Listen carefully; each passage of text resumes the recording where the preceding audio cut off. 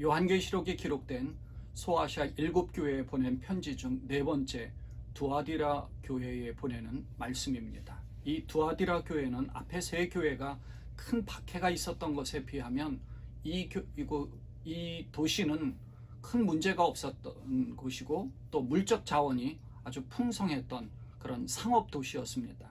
그래서 세상과 타협을 했고 음행과 금지된 우상의 재물을 먹는 그런 타락상을 보인 것으로 주님으로부터 큰 책망을 받은 그런 교회입니다. 요한계시록 2장 18절부터 29절의 말씀을 보겠습니다. 두아디라 교회의 심부름꾼에게 이렇게 써보내라. 그 눈이 불꽃과 같고 그 발이 놋새와 같으신 분, 곧 하나님의 아들이 이렇게 말씀하신다. 나는 내 행위와 내 사랑과 믿음과 섬김과 오래 참음을 알고 또 내 나중 행위가 처음 행위보다 더 훌륭하다는 것을 안다. 그러나 내게 나무랄 것이 있다. 너는 이세벨이라는 여자를 용납하고 있다. 그는 스스로 예언자로 자처하면서 내 종들을 가르치고 그들을 미혹시켜서 간음하게 하고 우상의 재물을 먹게 하는 자다. 내가 그에게 회개할 기회를 주었으나 그는 자기 음행을 회개하려 하지 않았다. 보아라, 나는 그를 병상에다 던지겠다. 그와 더불어 간음하는 자들도 그와의 행위를 회개하지 않으면 큰 환난을 당하게 하겠다. 그리고 나는 그의 자녀들을 반드시 죽게 하겠다.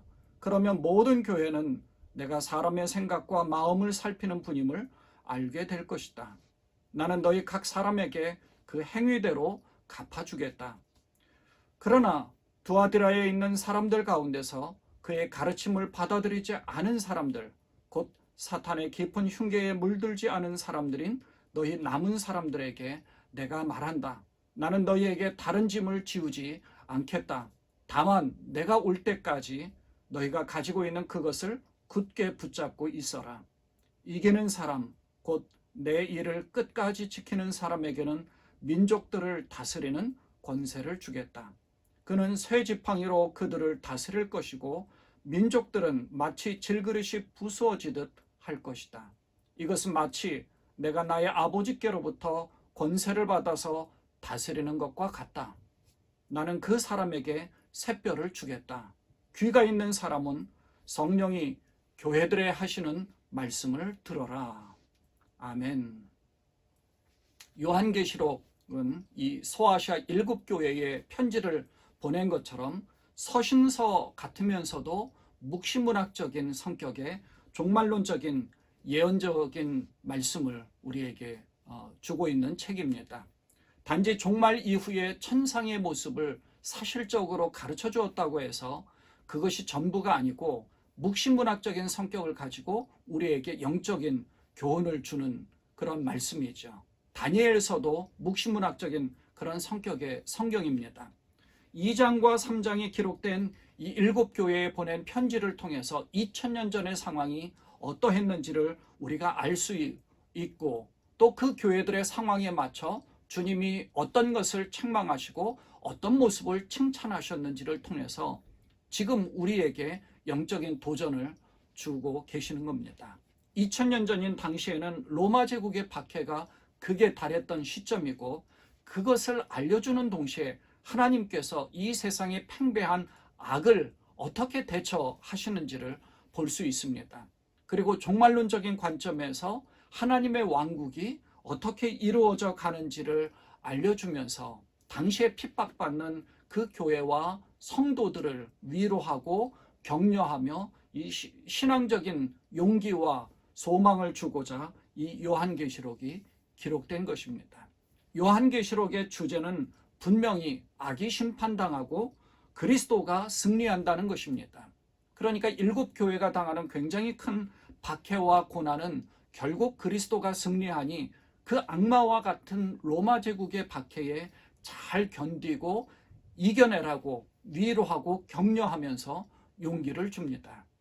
2000년 전인 정확히 따지면 요한이 pat모섬에서 환상을 보고 요한계시록을 기록할 때가 기원 후 95년경인데 당시에 로마 제국으로부터 큰 박해를 받고 있는 이 교회들이 지금 그 교회들에게 주는 그 영적인 교훈의 말씀들, 위로의 말씀들, 격려, 용기를 주는 말씀들이 지금 편안한 생활을 하고 있는 우리에게는 얼마나 큰 영적인 도전이 되는지 모릅니다. 그래서 우리도 주 앞에 온전히 서서 신앙생활을 해야 하는 거죠.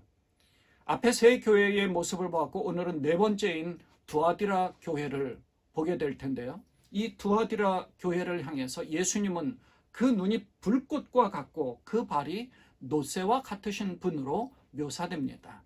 불꽃과 같다는 것은 모든 것을 다 꿰뚫어 보시는 신적인 능력을 가지신 분임을 가르쳐 주는 것이죠. 그 발이 노새와 같다는 것은 아주 강한 능력과 순결을 상징하면서 악을 짓밟아 버릴 수 있는 그런 힘을 가지고 있다는 것을 상징하고 있습니다. 19절에서 주님이 이 두아디라 교회를 인정하고 칭찬하신 그런 말씀이 나옵니다. 19절에 보면 나는 내 행위와 내 사랑과 믿음과 섬김과 오래 참음을 알고 또 내 나중 행위가 처음 행위보다 더 훌륭하다는 것을 안다. 주님이 인정해 주셨죠. 에베소 교회는 처음 사랑을 버렸다고 책망을 받았는데 이 두아디라 교회는 나중이 더 훌륭하다는 겁니다. 뿐만 아니라 행위, 사랑, 믿음, 섬김, 그리고 오래 참는 것까지 이 5가지를 다 인정해 주셨습니다. 그런데 주님은 이 교회를 향해 불꽃 같은 눈으로 바라보시니 아주 큰 문제가 있었던 겁니다. 그 모든 것을 다 감당하고 있음에도 이 문제가 무엇이었느냐면 20절에 보면 그러나 내게 나무랄 것이 있다. 너는 이세벨이라는 여자를 용납하고 있다. 그는 스스로 예언자로 자처하면서 내 종들을 가르치고 그들을 미혹시켜서 간음하게 하고 우상의 제물을 먹게 하는 자다. 발람의 가르침을 따르던 버가모 교회처럼 이런 이세벨의 그 여신전에서 신전을 관리하고 다스리는 그런 여사제 같은 사람, 아주 완악하고 아주 간교한 여자라는 것을 이야기하죠. 그 뒤의 내용까지 보면 이 여자가 아주 음행을 하게 하고 우상의 제물을 먹게 하면서 아주 부도덕한 모습이 있어서 주님은 그것을 아주 무섭게 질타하신 것입니다. 말하자면 아무리 사랑과 섬김이 좋아도 거룩함이 없고 세상적인 방식대로 살아간다면 주님 앞에 책망받을 수밖에 없는 거죠. 왜 이렇게 변질되었는가를 살펴보면 이 두아디라 도시라는 이 아주 조그마한 도시의 특성이 있기 때문에 그렇습니다. 이전에 살펴본 그 버가모라는 도시에서 한 35마일, 40마일 정도 떨어진 아주 작은 도시인데 이 도시의 섬유 제품이나 염색 산업이 발달했고 금속 세공술이 발달한 일종의 산업 도시였습니다. 산업이 발달하다 보니 오늘날의 노동조합과 같은 조합이 성행해서 이 조합에 가입하면 아주 큰 힘을 발휘하고 상업적인 이득을, 재물을 취할 수도 있었던 겁니다. 그런데 이 노동조합이 여신전을 섬기는 우상을 섬기고 있는데 그 우상에 제사하고 그곳에 여자들과 음행하면서 그 우상의 재물들을 먹는 아주 타락하고 음란한 그런 행위들이 있었던 겁니다. 거기에 아합 왕의 왕비인 아주 악한 여자 이세벨 같은 악녀들이 있었던 거죠. 여신전을 다스리는 관리하는 여사제들, 그들과 어울려 간음하게 하는 그런 것을 책망하는 것입니다. 이세벨은 북이스라엘 백성들을 이 바알과 아세라라는 우상 숭배에 빠지도록 한 아합 왕의 왕비 아닙니까? 갈멜산 전투에서 엘리야에게 패배하자 그 엘리야를 죽이려고 쫓아다녔던 아주 악한 여자였죠.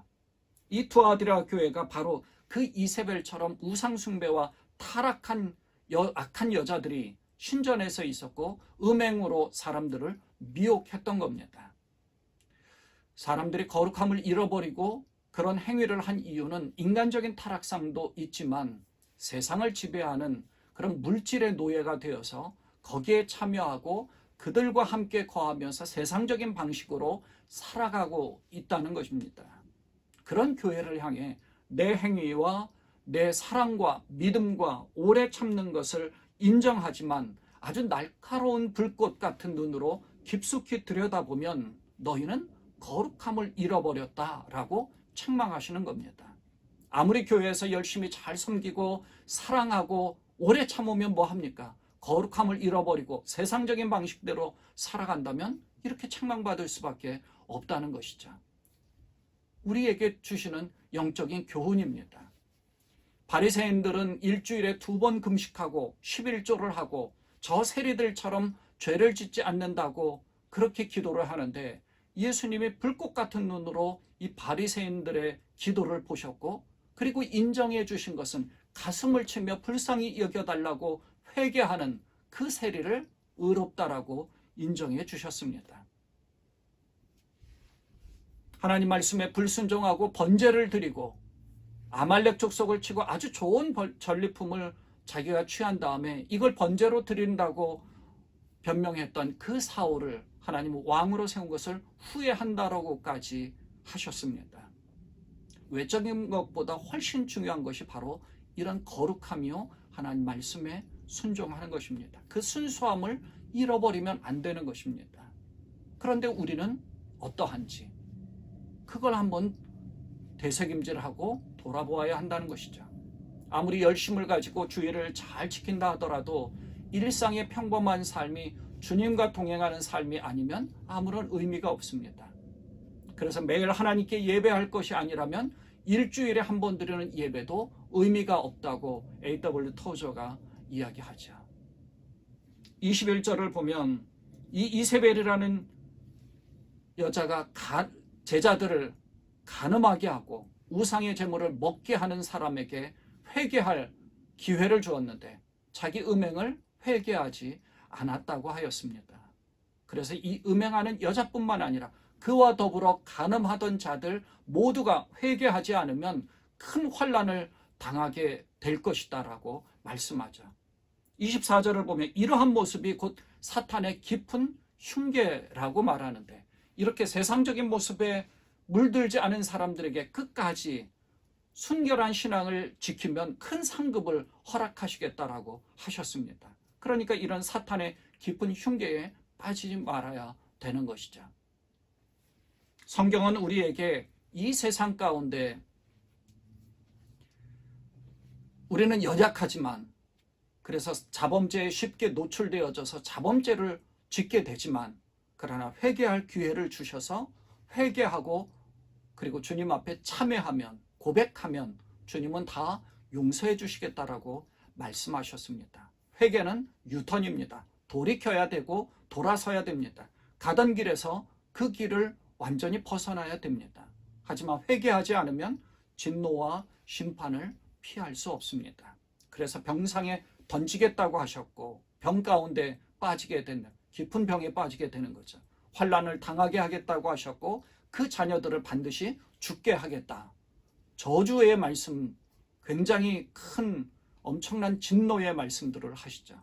반면에 이 사탄의 깊은 흉계에 물들지 않은 남은 사람들이 끝까지 온전한 믿음을 잘 지킨다면 주님이 이 민족들을 다스리는 권세를 주시겠다라고 말씀하셨습니다. 또 새별을 주시겠다고 하셨는데 새별을 의미하는 것이 정확히 무엇인지는 잘 모르지만 추측해 보건대 다윗의 광명한 새벽별, 곧 다윗의 후손인 예수 그리스도를 의미하지 않겠습니까?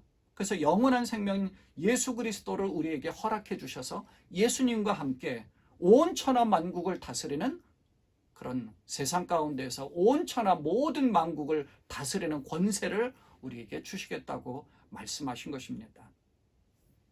그런 것을 우리에게 허락해 주시는 놀라운 예수님, 하나님이십니다. 바울은 디모데에게 권면하기를 경건의 모양은 있으나 경건의 능력을 부인하는 이들에게서 벗어나라 라고 말씀했습니다. 그걸 당부했죠. 그와 마찬가지로 우리가 세상적인 방식과 세상적인 사고방식, 세상적인 생각에서 벗어나서 진정한 거룩함을 유지한다면 그보다 더 큰 능력이 어디 있겠습니까? 이러한 거룩함의 능력이 오늘 우리에게 주시는 영적인 교훈이고 도전이 되어야 합니다. 교회는 적어도 세상적인 방식과 세상적인 사고방식으로 세워지면 안 됩니다. 또한 여러분의 가정도 여러분 개인도 하나님에게 이 거룩함을 유지하면서 회개하지 않으면 이런 경고를 받을 수밖에 없다는 사실을 기억하고 온전하고 정결한 성결한 믿음을 유지하시는, 그래서 예수 그리스도와 함께 왕노릇할 수 있는 그런 권세를 가지신 그런 여러분 되시기를 주님의 이름으로 축원드립니다. 기도하겠습니다. 하나님 아버지, 감사합니다. 이 두아디라 교회를 통하여서 우리에게 영적인 교훈을 주시니 감사합니다. 하나님, 이 계시록의 말씀이 우리 가운데에서 영적인 도전이 되고 교훈이 되어져서 큰 박해 가운데서도 믿음을 잃어버리지 않고 온전한 믿음, 거룩한 믿음, 그리고 능력 있는 그 말씀을 부여잡도록 권면한 이 말씀을 붙잡아서 지금 우리 가운데서 정말 세상 가운데서 세상적인 방식으로 살아가는 것이 아니라 거룩함을 유지하며 살아갈 수 있도록, 그리고 교회가 온전히 이 경건함과 거룩함을 잘 유지하는 그런 능력 있는 교회의 모습을 가져가도록 우리 하나님 온전히 붙잡아 주옵소서. 오직 주님을 바라보고 거룩함을 유지할 수 있는 우리 모두가 되도록 하나님 축복하여 주옵소서. 우리 주님 예수님의 이름으로 간절히 기도드리옵나이다. 아멘.